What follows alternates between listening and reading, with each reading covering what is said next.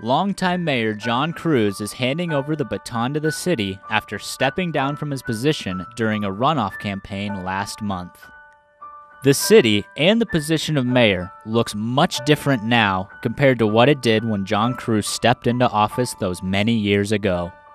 Obviously, it's a much smaller city. The job started off as a part-time job. I ran for office in 1971, the summer of '71.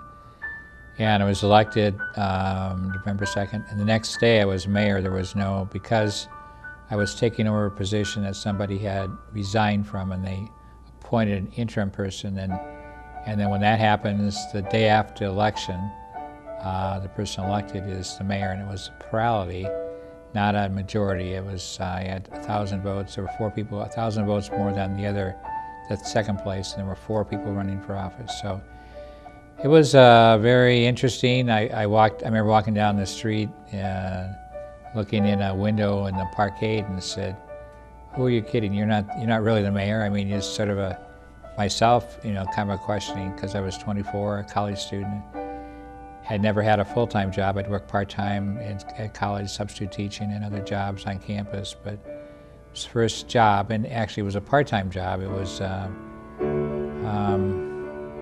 20 hours a week, or roughly, and it became a full-time job by ordinance in 1976 after a couple terms.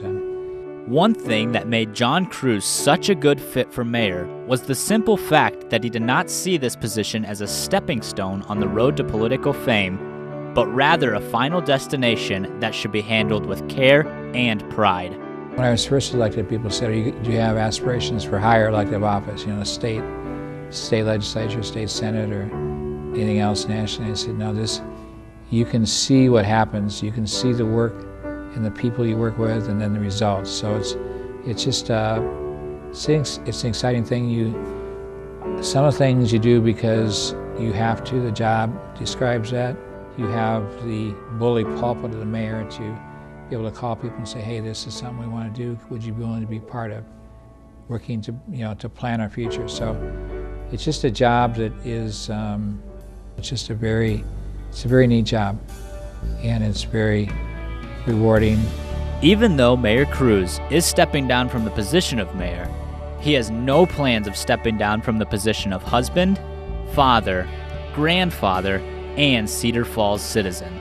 I'm retiring from the job of being mayor, but I have never been able to just go sit and put your feet in the water and just not do anything. So doing something. I'm not sure this month, and next few months I'll be figuring out what is some next steps, not politics, but maybe some part-time jobs in certain areas to work in the community.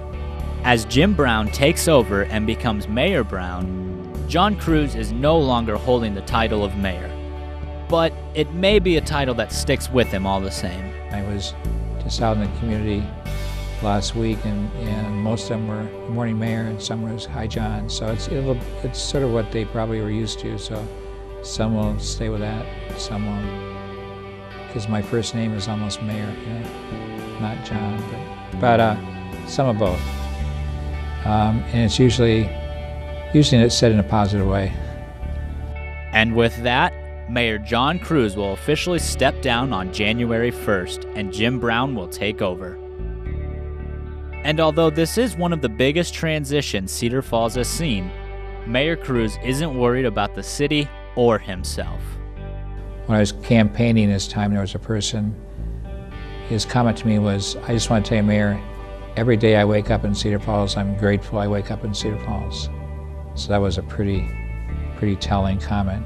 Hopefully we collectively as a city can continue to maintain a very high quality of life that's safe and reasonably priced, and it's been very exciting, very challenging and rewarding. A lot of good things have happened because a lot of good people in Cedar Falls are willing to roll up their sleeves, either invest their time, their talents, or their money, and I've enjoyed the ride.